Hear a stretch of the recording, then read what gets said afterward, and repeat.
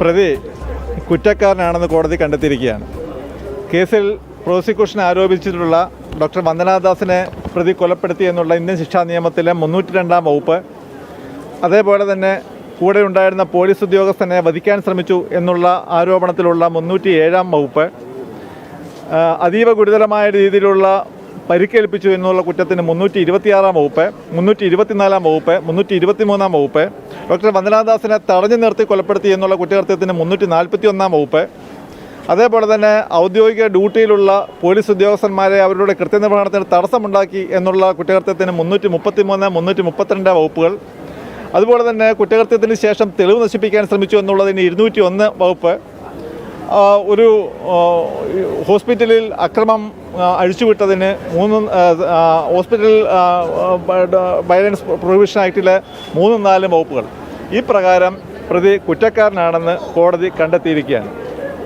Prosecution സ്വാഭാവികമായും കോടതിയിൽ ആരോപിച്ചിട്ടുള്ള കുറ്റകൃത്യങ്ങളെല്ലാം തന്നെ തെളിഞ്ഞിട്ടുള്ളതായി, സംശയാതീതമായി തെളിഞ്ഞിട്ടുള്ളതായി, ഈ പ്രോസിക്യൂഷൻ്റെ ആ വാദങ്ങൾ അംഗീകരിച്ചിട്ടുള്ളതായും പ്രതിക്ക് ഇൻസാനിറ്റി ഉണ്ട് എന്നുള്ള പ്രതിഭാഗം തർക്കം ഒരു കാരണവശാലും നിലനിൽക്കത്തില്ല എന്നുമാണ് കോടതി ഇന്ന് കണ്ടെത്തിയിട്ടുള്ളത്. ഈ പ്രതിക്ക് മാനസിക പ്രശ്നമുണ്ട് എന്നതാണ് തുടക്കം മുതൽ പ്രതിഭാഗം വാദിക്കുന്നത്. അതെ, അതല്ല എന്ന് വാദിക്കാൻ നമ്മൾ നിർത്തിയ ഘടകങ്ങൾ എന്തൊക്കെയാണ്? ഈ കേസിൽ കേരളത്തിൽ നടന്നിട്ടുള്ള കുറ്റകൃത്യങ്ങളിൽ ഒരു കുറ്റകൃത്യത്തിന് ശേഷം എങ്ങനെ സ്വന്തം അനുകൂലമായി തെളിവ് ഉണ്ടാക്കണമെന്നുള്ള കാര്യത്തിൽ വളരെ ബ്രില്യൻ്റായിട്ടുള്ള ഒരു പ്ലോട്ട് ഉണ്ടാക്കിയെടുത്ത ഒരു പ്രതിയാണ് ഈ കേസിലെ പ്രതി എന്ന് പറയേണ്ടിയിരിക്കുന്നു. കാരണം ഇപ്രകാരം ഒരു കുറ്റകൃത്യം നടന്നു കഴിഞ്ഞപ്പോൾ സ്വാഭാവികമായും ഇൻജുവേർഡ് ഐ വിറ്റ്നസ് എന്നുള്ള രീതിയിൽ പരുക്കുപറ്റിയ ദൃക്സാക്ഷികളുണ്ട് എന്നുള്ള തരത്തിൽ ഈ കേസിൽ പ്രതിക്ക് രക്ഷപ്പെടാനുള്ള ആകെയുള്ളൊരു പോംവഴി ഇൻസാനിറ്റിയാണ് എന്ന് കണ്ടെത്തിയ വിദ്യാസമ്പന്നനായ പ്രതി ജയിലിലെ ലൈബ്രറിയിൽ നിന്നും സൈക്യാട്രിയുടെ പുസ്തകങ്ങൾ എടുത്ത് വായിച്ചു പഠിച്ച ശേഷം തന്നെ ഇൻ്റർവ്യൂ ചെയ്യാൻ വരുന്ന മെഡിക്കൽ ബോർഡിലെ അതിവിദഗ്ധന്മാരായ സൈക്യാട്രി ഡോക്ടർമാർക്ക് അവരെ കബളിപ്പിക്കാൻ വേണ്ടിയോ അവരെ മിസ്ലീഡ് ചെയ്യാൻ വേണ്ടിയോ ഉള്ള ഉത്തരങ്ങൾ നൽകിയ ശേഷം സ്കീസോഫ്രീനിയയുടെ സം സ്പെക്ട്രംസ് അവർക്ക് പ്രതിക്കുണ്ട് എന്നുള്ള തരത്തിലേക്ക് തെളിവ് വരുത്താൻ വേണ്ടിയുള്ള ഒരു പരമാവധി ശ്രമമാണ് ഈ കേസിൽ പ്രതി നടത്തിയത്. പക്ഷേ ആ പ്രതി നടത്തിയ എല്ലാ തരത്തിലുള്ള ശ്രമങ്ങളും തെളിവ് ഉണ്ടാക്കാൻ വേണ്ടി മാത്രം നടത്തിയ കപടമായ ശ്രമങ്ങൾ മാത്രമാണെന്ന് തെളിയിക്കാൻ പ്രോസിക്യൂഷന് സാധിച്ചു. അതിൻ്റെ ഫലമായിട്ടാണ് കോടതി ഇന്ന് ഈ വിധി ഉണ്ടാക്കിയിട്ടുള്ളത്.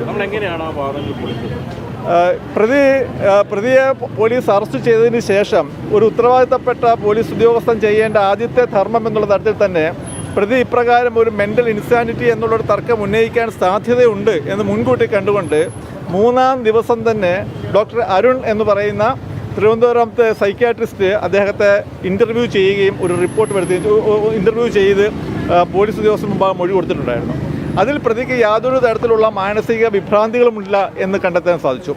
പിന്നീട് മെയ് 10-ാം തീയതി ഒഫൻസ് നടന്നതിന് ശേഷം 9-ാമത്തെ ദിവസം ഒരു മെഡിക്കൽ ബോർഡ് രൂപീകരിക്കുകയും ആ മെഡിക്കൽ ബോർഡിൽ തിരുവനന്തപുരം മെഡിക്കൽ കോളേജിലെ സൈക്യാട്രിയിലെ പ്രമുഖന്മാരായ ഡോക്ടർമാർ ഉൾപ്പെടുന്ന മെഡിക്കൽ ബോർഡ് പ്രതിയെ സന്ദർശിക്കുകയും പ്രതിയെ ഇൻ്റർവ്യൂ ചെയ്യുകയും ചെയ്തു.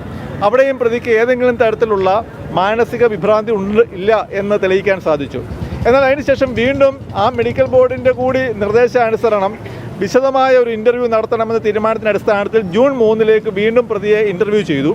ആ ഇൻ്റർവ്യൂ ചെയ്ത സമയത്തിനുള്ളിൽ പ്രതി തിരുവനന്തപുരം ജയിലിലെ ലൈബ്രറിയിൽ നിന്നും സൈക്യാട്രിയുടെ പുസ്തകങ്ങൾ ശേഖരിച്ച് എങ്ങനെയാണ് ഒരു പ്രതിക്ക് സൈക്യാട്രിയിൽ തന്നെ ഇൻ്റർവ്യൂ ചെയ്യാനെത്തുന്ന ഡോക്ടർമാരെ മിസ്ലീഡ് ചെയ്യാൻ സാധിക്കുക എന്നുള്ളതിനെക്കുറിച്ച് വളരെ വിശദമായ രീതിയിൽ പഠിച്ച ശേഷം ചോദ്യങ്ങൾക്ക് മറുപടി കൊടുക്കുകയും അയാൾക്ക് മൂന്നാമത് മറ്റൊരാളുടെ ശബ്ദങ്ങൾ കേൾക്കാൻ സാധിക്കുന്ന ഒരവസ്ഥയുണ്ട് എന്നുള്ള തരത്തിലുള്ള മറുപടി കൊടുക്കുകയും അതിൻ്റെ അടിസ്ഥാനത്തിൽ സ്കീസോഫീനിയയുടെ സം സ്പെക്ട്രം അയാൾക്കുണ്ട് എന്ന് അയാൾ ആ മെഡിക്കൽ റിപ്പോർട്ടിൽ വരുത്തുവാനും കഴിയുന്നതിൽ അയാൾ വിജയിക്കുകയുണ്ടായി. എന്നാൽ പിന്നീട് കോടതിയിൽ ഈ സാക്ഷികളെയൊക്കെ വിസ്തരിക്കുന്ന സമയത്ത് പ്രോസിക്യൂഷൻ ഉന്നയിച്ച ചോദ്യങ്ങൾക്ക് മറുപടിയായി ഈ സാക്ഷികളെല്ലാം തന്നെ ഈ പ്രതിയുടെ ഇപ്രകാരമുള്ള പ്രവൃത്തികളെല്ലാം തന്നെ അയാൾ ഒരു പ്രിറ്റൻഡ് ചെയ്ത അവസ്ഥ ഉണ്ടാകാൻ സാധ്യതയുണ്ട് എന്നുള്ള തരത്തിൽ തെളിയിക്കാൻ സാധിച്ചു. മാത്രമല്ല പ്രതിഭാഗത്ത് നിന്ന് വിസ്തരിക്കപ്പെട്ട പ്രതിയുടെ സഹപ്രവർത്തകരായ അധ്യാപകർ അവർ ഇവിടെ കോടതിയിൽ വന്ന് പ്രതിക്ക് അനുകൂലമായ രീതിയിൽ മൊഴി കൊടുത്തിട്ടുണ്ടെങ്കിൽ പോലും പ്രോസിക്യൂഷൻ അവരെ ക്രോസ് വിസ്താരം ചെയ്ത സമയത്ത് ഈ ഒഫൻസിൻ്റെ തൊട്ട് തലേ ദിവസം വരെയും പ്രതിക്ക് യാതൊരു തരത്തിലുമുള്ള മാനസിക രോഗത്തിൻ്റെയും അംശങ്ങളോ ഭാവങ്ങളോ പ്രകടിപ്പിച്ചിട്ടുള്ള വ്യക്തിയല്ല എന്ന് തെളിയിക്കാനും പ്രോസിക്യൂഷൻ സാധിച്ചു. തീർച്ചയായും ഈ കേസിൽ നമ്മൾ മനസ്സിലാക്കേണ്ട ഒരു സംഗതി, കൊല ചെയ്യപ്പെട്ട വ്യക്തി ഒരു പാവപ്പെട്ട ഒരു ഹെൽപ്ലെസ് ഈ സഹായിക്കാൻ വേണ്ടി വന്ന ഒരു സ്ത്രീയാണ്.